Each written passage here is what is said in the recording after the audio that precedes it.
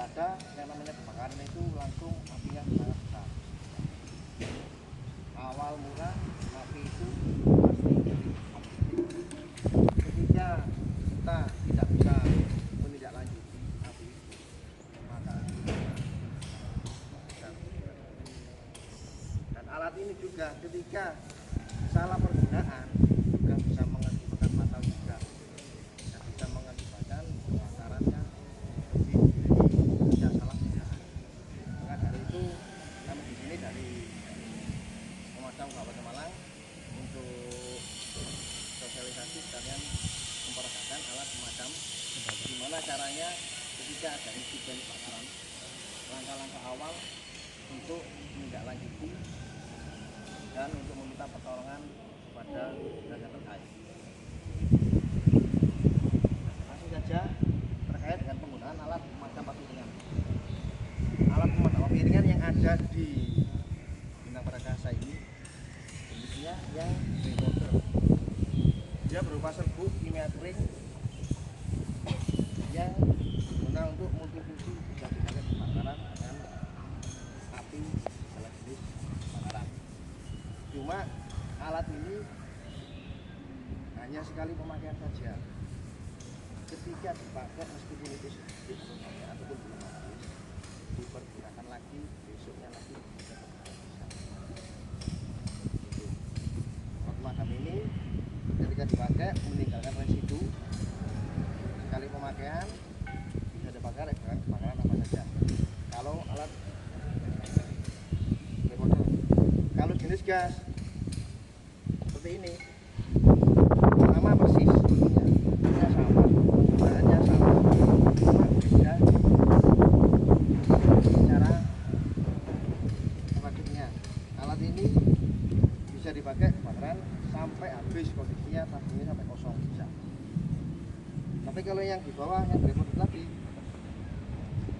meskipun dipakai separuh dipergunakan lagi. Tapi kalau yang jenis gas yang nantinya itu akan digunakan di audio bisa dipakai kebakaran sama persis multifungsi. Bedanya kalau yang remote itu meninggalkan residu, kalau ini tidak ada residunya dan bisa dipakai kali. Kemudian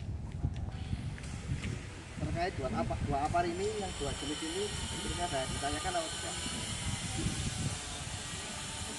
Yang saya minta kejelasnya.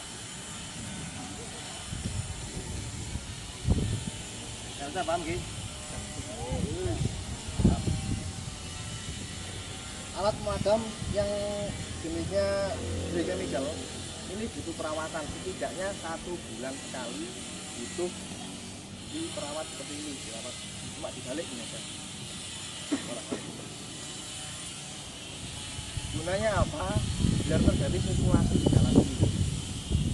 Karena ini dibakar semata, dibiarkan seperti ini, ditempel di tembok sampai 2 tahun, tidak pernah diapa-apain. Ketika dipergunakan alat ini bisa bu, bisa bocor. Yang namanya alat dibuatkan sama manusia juga. Paling tidak harapan saya minta kerjasamanya untuk karyawan, semua karyawan ya, untuk berjiwa untuk memiliki alat ini. Meskipun ini punyanya bos, tanamkan jiwa memiliki. Karena apa? Di sini juga ibaratnya rumah kedua kita. Jadi kita harus kewajiban untuk menjaganya dan merawatnya. Anggap aja ini punya sendiri, cukup dibolak-balik seperti ini, isinya 1 bulan sekali. Perawatannya yang remote, itu yang remote. Kalau yang jenis liquid gas nggak usah dirawat, itu tidak masalah. Yang penting tidaknya dicek satu tekanannya ini Pak ya. Di sini ada meter kontrol tekanan. Ketika tekanannya ini masih di warna yang hijau, tidak bisa dipastikan alat ini satu ada isinya, yang dua bertekanan dan bisa dipakai. Kalau sudah ngecek meter kontrol, nanti dicek selangnya dulu. Biasanya selang ini ada kayak semut atau apa, kalau menang tersumbat jadi bersihkan. Setelah itu kondisi tabung cukup dilihat yang bawah. Kalau memang terjadi korosi segera dilaporkan. karena ini juga bertekanan, dikhawatirkan terjadi kebocoran atau bisa ledak juga. Nah, yang seperti itu kalau korupsi, tapi kalau tidak korupsi aman. Perawatan seperti itu sama, powder pun juga sama, perawatannya sama. Kemudian yang bawah tidak ada korupsi sudah dilaporkan. Meter kontrol juga dicek, nanti dibuatkan checklist.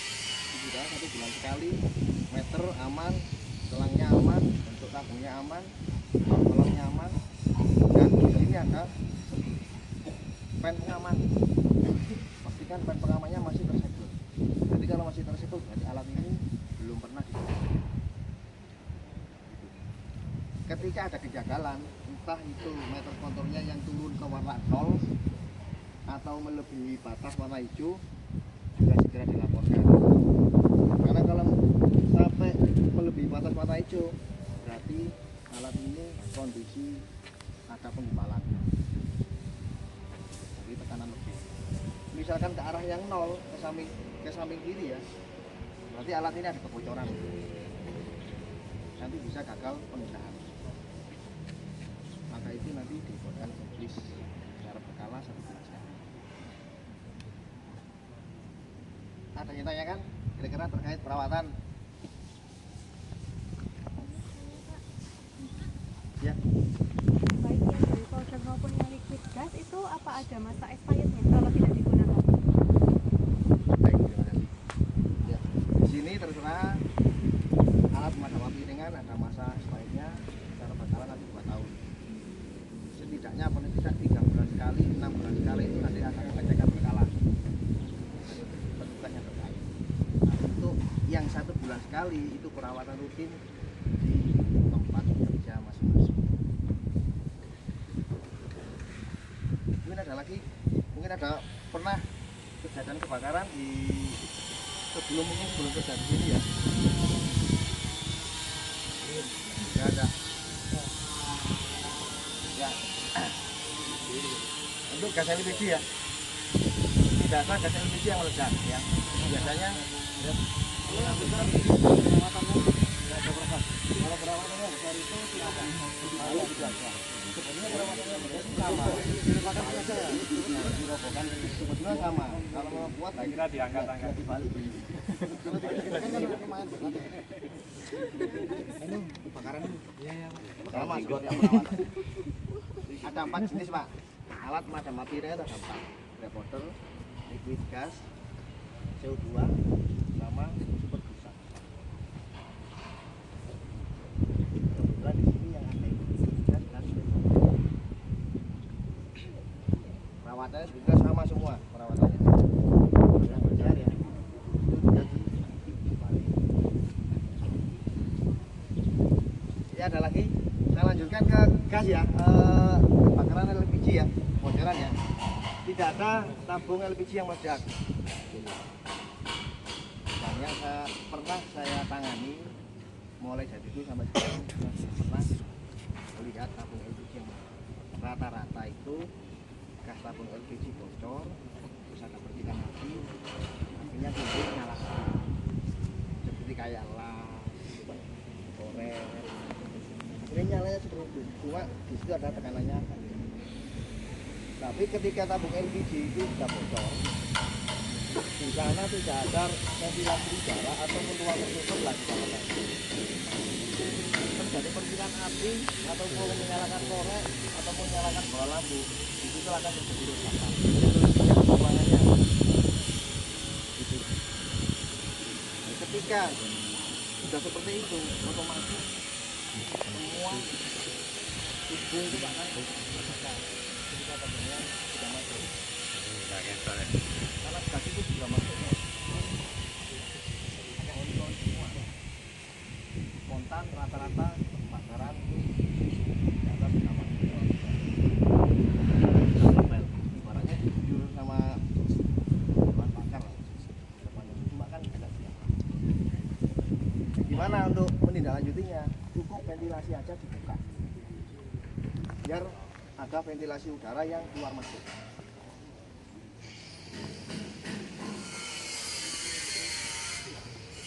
Ada yang ditanya kan Bapak?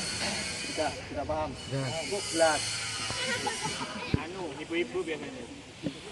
Ibu diturunin. Ada yang nanya kan? Cuma pakai kayu. Gimana?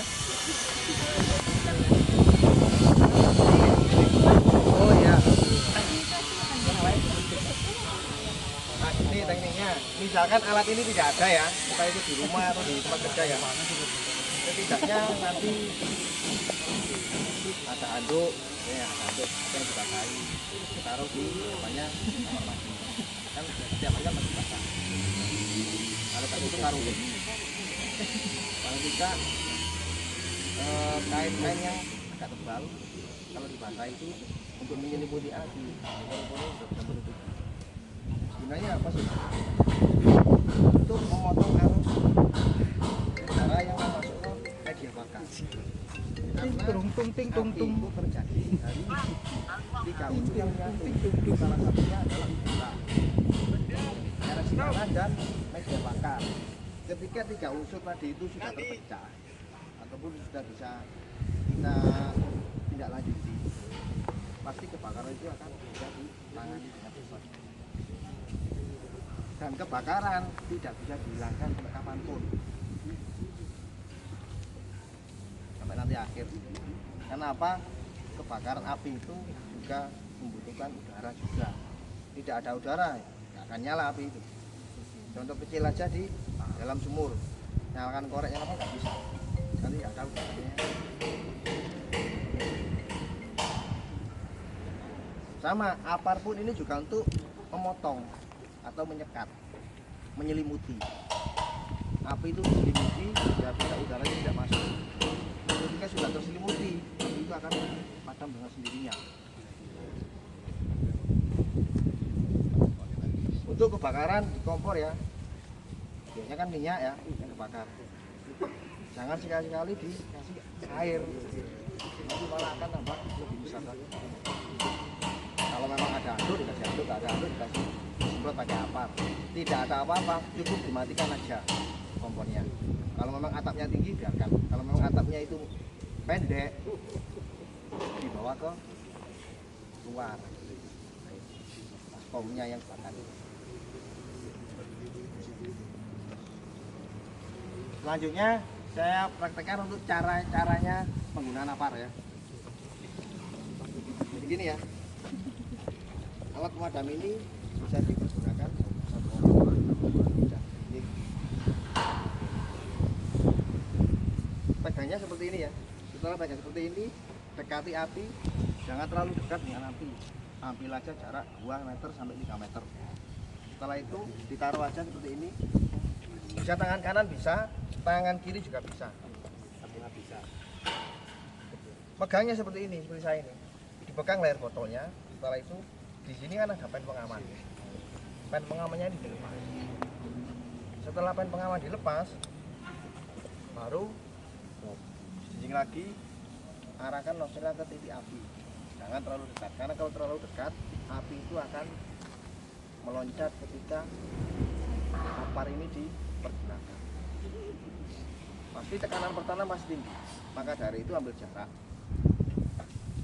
Dari perut api bisa mukulnya atau dari titik api, jangan dari titik api. Kalau dari titik apinya, pasti api itu akan meloncat. Tengah-tengahnya, di tengah-tengahnya. Ada paling atas, tengah, bawah. Kalau langsung di bawah, pasti nanti akan meloncat apinya.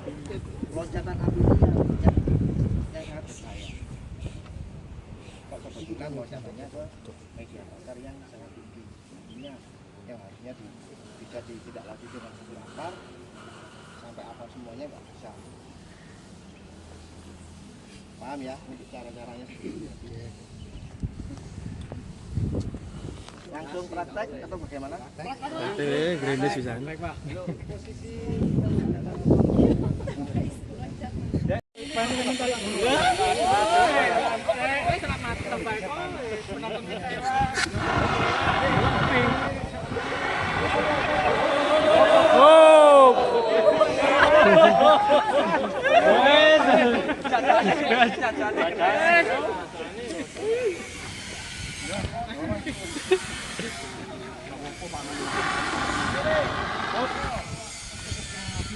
Udah sampai nih Mas Eko.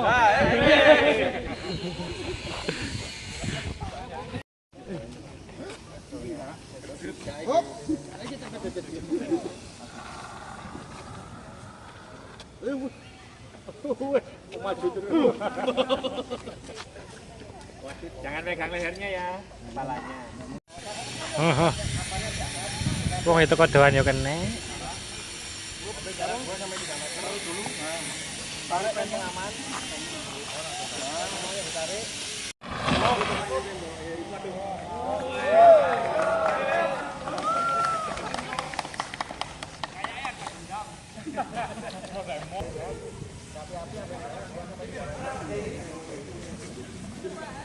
Yo aku tabrak ono wis.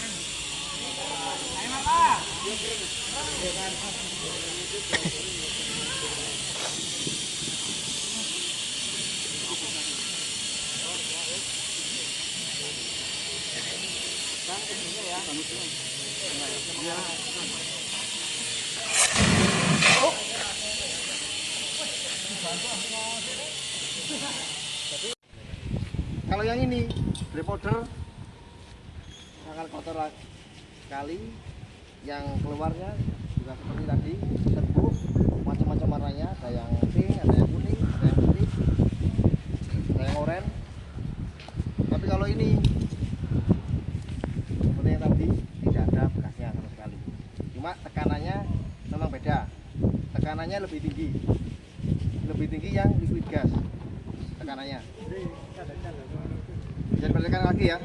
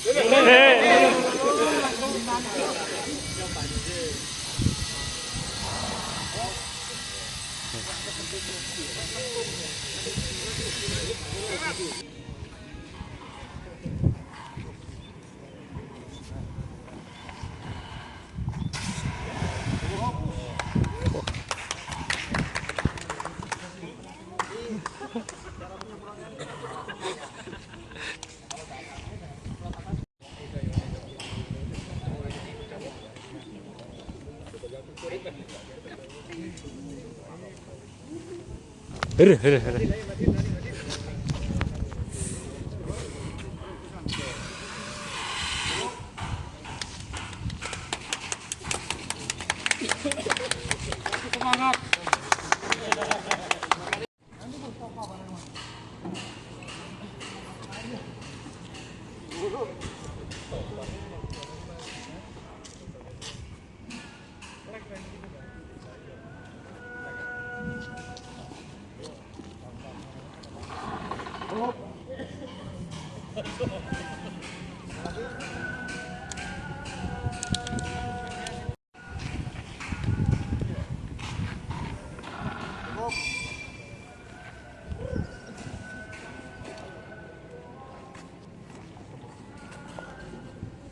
Alat pemadam api ringan, karena jaringan mudah bukan banyak satu orang, cukup satu orang kalau apap. Tapi kalau apap seperti ini setidaknya dua orang. Setidaknya dua orang ya, satu di depan untuk mengarahkan selangnya ini ke titik api. Yang satunya di belakang untuk membuka keran.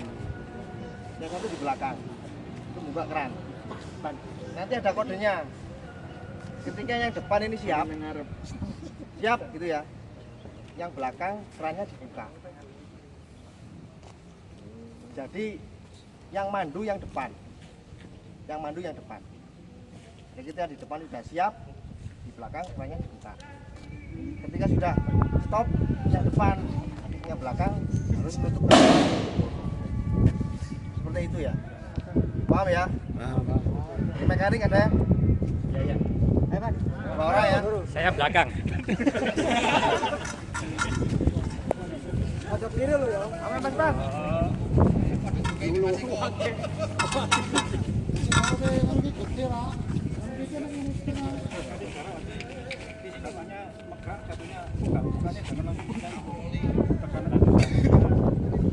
Mau mencolok Mas Bang.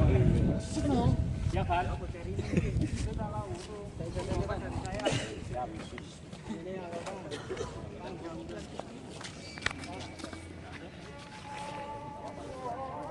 Karena ini panjang. Saya antar. Apa lagi kan ada?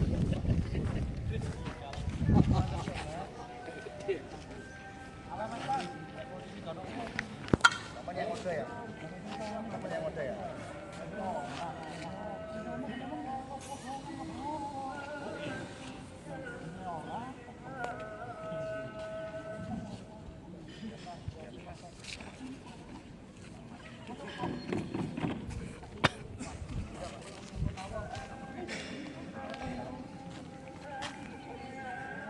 Sabar Mas, Mas. Siap, Mas. Awas. Siap.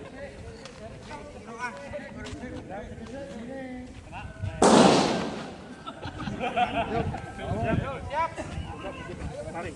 Lepas, ditarik.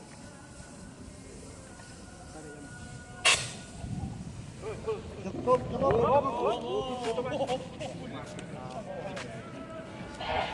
Bisa Mas tadi. Bisa ya, caranya ya. Harus 2 orang. 2 orang lagi. Ayo Mas G. Ayo security. Ngarep.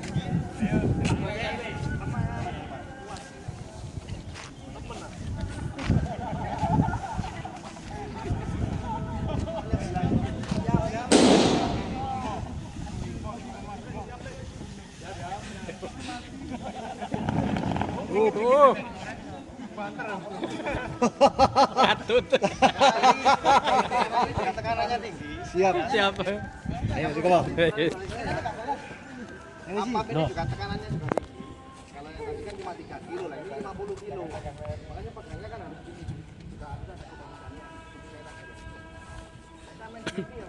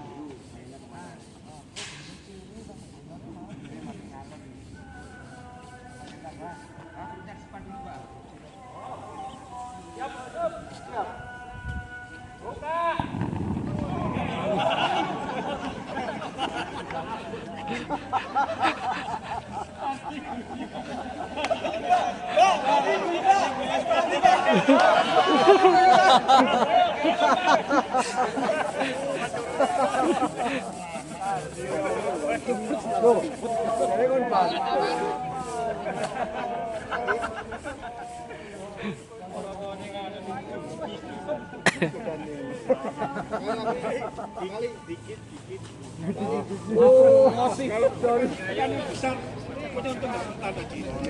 Kan ngerjain yang depan.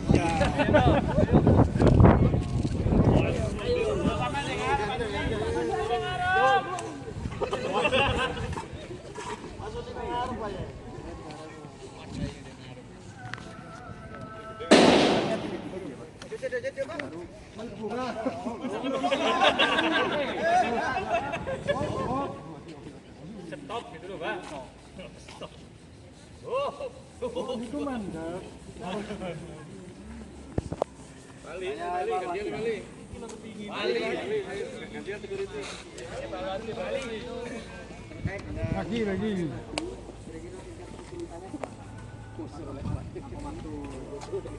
Membutuhkan pen pengaman Iya, atau tadi. pas penyemprotan. Oh, bingung nyemprotnya. Ya gini. Misalkan nanti sampai terjadi apa-apa Pak ya. Untuk langkah-langkah awal supaya tidak bingung kan gitu toh Pak. Biar panjenengan semua nggak bingung. Sama Pak. Jangan panjenengan, saya pun sendiri juga bingung kadang-kadang. Jadi seperti ini. Panjenengan berhenti. Jangan makan pergerakan. Itu sejenak. Ambil napas panjang. Kira-kira aja kurang lebih 3 detik lah Pak. Karena hitungannya kembali lagi, hitungannya detik. Ambil napas panjang sambil berpikir. Pasti nanti bisa berpikir. Langkah apa yang harus saya kerjakan dahulu? Apa saya harus lari? Apa saya harus minta bantuan? Apakah saya harus ngambil apar? Nah, itu. Berhenti sejenak, ambil napas panjang. Nanti pasti bisa berpikir Pak. Setidaknya ingatlah. Ingat setidaknya dulu pernah latihan. Ingat kami juga. Nah, maka dari itu alat pemadam ini ditempel atau ditempatkan yang setiap hari itu dilewati sama karyawan atau orang. Biar panjenengan semua itu dengan sadar kalau di situ sudah ada alatnya. Setiap hari dilewati. Jangan sampai terjadi apa-apa. Pakai logika pun kita sudah bisa. Oh, alatnya di sana. Alatnya di sana. Seperti itu Pak. Setelah itu ngambil alat, padamkan api sambil minta bantuan. Langkahnya apa? Bantuannya seperti tadi itu. Langsung telepon ke damkar, ke instansi yang terkait. Jangan lapor pos dulu, bosnya nanti ya. PRT minimal Pak ya. Jangan itu. Langkah awal lapor langsung ke damkar.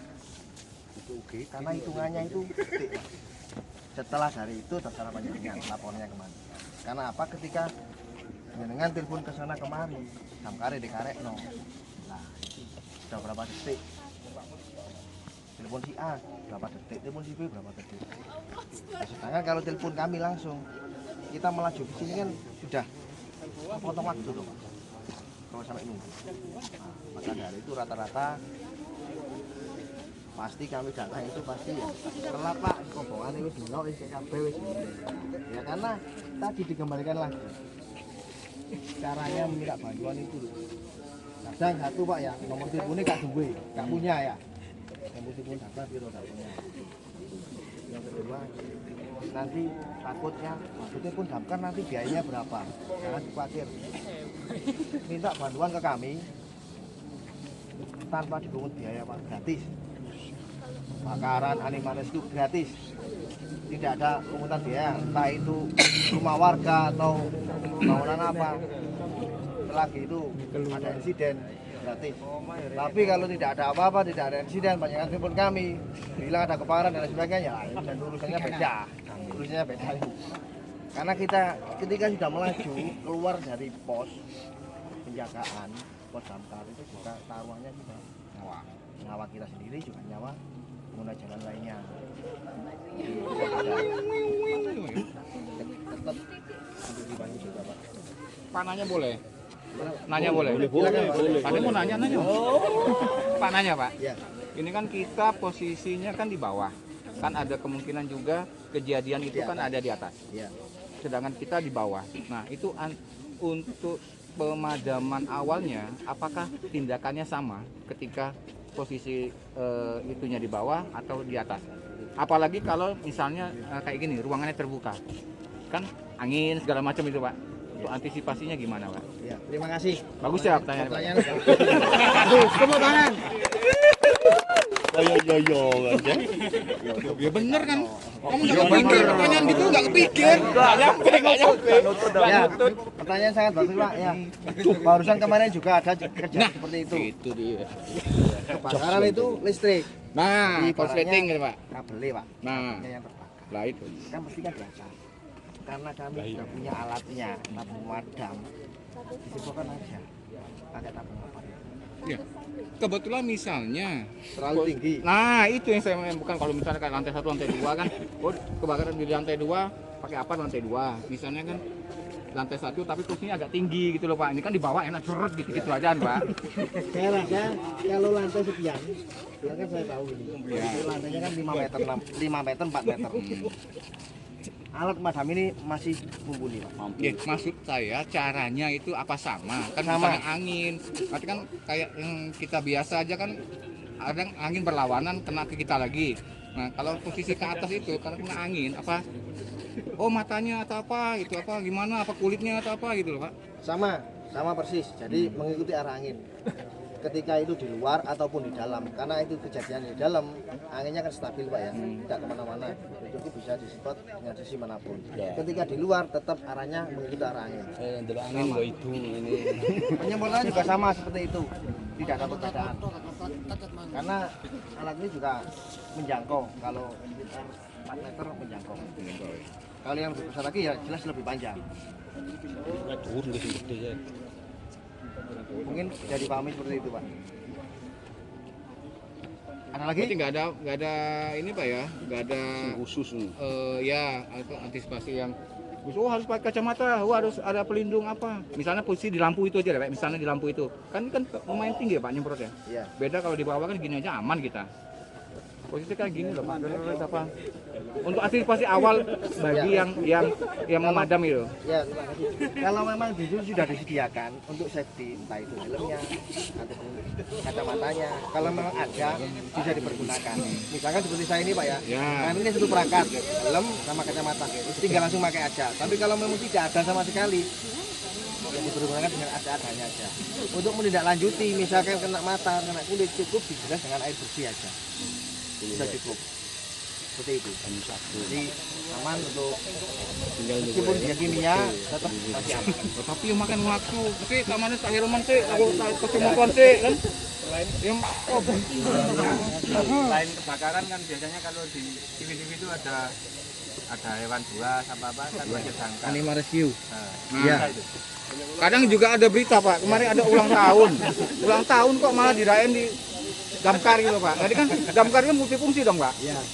Karena gini ya, karena dengan Kepercayaan orang kan ke damkar besar berarti Pak. kita besar saat ini itu damkar ngambil kunci dan sebagainya.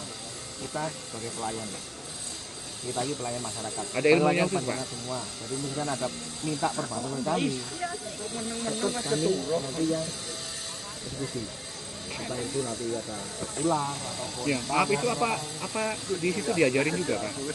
Selain pemadaman api, oh daruratnya ada untuk apa hewan gitu, apa ada ilmunya juga? Ya. Maksudnya dipelajarin, kan nggak semua orang bisa loh Pak.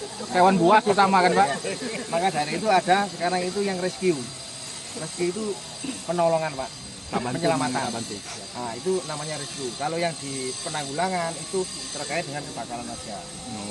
Kalau dulu sih Pak, cuma kebakaran saja. Karena dengan tahun ini sudah zamannya sudah seperti ini, ya semakin maju, akhirnya ada penyelamatan. Makanya dari sekarang ada pemadaman dan penyelamatan. Ya, kita Simpen nomornya. ya. Berarti di bagian jenengan tuh ada orang yang khusus yang mungkin Pak Ada ya? rescue-nya, ada penyelamatannya ada. Orang mau sumur juga ada. Itu Ya. namanya rescue Pak. Itu sebagian dari jajaran rescue. Rescue itu mulai dari intinya penyelamatan, entah itu penyelamatan orang, penyelamatan hewan. Itu rescue nanti. Rescue-nya. Ya ada lagi? Ya. Ya, ada apa Bu? Oke, monggo Mbak, Masalahnya kan Oh iya bu. Oh iya. Oh iya. Ini kalau misalnya kita itu terjebak di hutan, sedangkan kebakarannya tidak. Nah, itu gimana caranya mendesak? teriak dong. Tolong. misalkan terjebak di dalam ruangan ya. Dan di situ ada kebakaran. Apar pun tidak ada. Adanya apa? Mungkin selimut, anduk atau apa ya? Mungkin ada hubungan dengan kain. Jadi panjenengan basahi dulu. Selimutnya atau apanya dibasahi. Yang jelas kan kamar mandi kan ada. Dibasahi, sudah dibasahi, tutupi semua tubuh. Ini kan ya, panjenengan bisa langsung menyelamatkan diri. Dan apa normal kayak lari biasa gitu ya. Ya. Kan ada yang bilang harus merangkak atau Nah, itu merayap. ada macam-macam, tergantung di sana situasinya seperti apa. Kalau memang sudah katakanlah kan cuma asap aja, asap dan gelap, itu bisa merangkak di bawah setidaknya 20 cm sampai 30 cm di bawah itu masih aman udaranya. Gunanya apa? Supaya kita semua tidak menghirup asap yang beracun. Karena yang bahaya rata-rata itu asap. Setelah asap baru, karena kita sudah pingsan ya, kelelahan, kehabisan ada asap, api Pak. Rata-rata seperti itu. Ada dua cara, bisa merangkak, makanya tergantung kondisinya seperti apa. Kalau cuma api saja, bisa seperti itu untuk menyelamatkan diri. Biasanya di gedung-gedung kayak rumah sakit, misalnya itu ada jalur evakuasi, ditempel di bawah. Itu biasanya yang bersifat fosfor. Ketika tidak ada cahaya, fosfor itu akan menyala. Jadi setidaknya panjenengan tahu, melihat, oh jalan keluarnya lewat sini, jalan keluarnya lewat sini.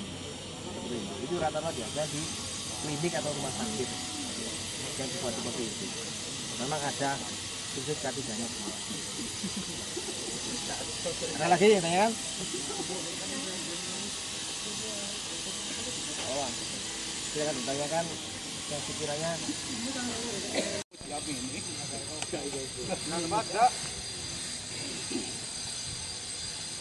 Ada tambahan? Cukup. Ya, terima kasih untuk dia hari ini. Mudah-mudahan apa yang kami sampaikan bermanfaat bagi panjenengan semua. Saya mewakili dari Pemadam Kabupaten Malang. Kebetulan yang dipercayakan sama saya, bila mana ada perkataan saya yang kurang berkenan di hati panjenengan, saya mohon maaf yang sebesar-besarnya. Sama-sama. Ada tambahan Pak Yus? Betul. Nah, itu dari saya. Siap, gerak. Setelah saya silakan bisa menyesuaikan kegiatan hari ini. Bisa cepat, gerak. Terima kasih.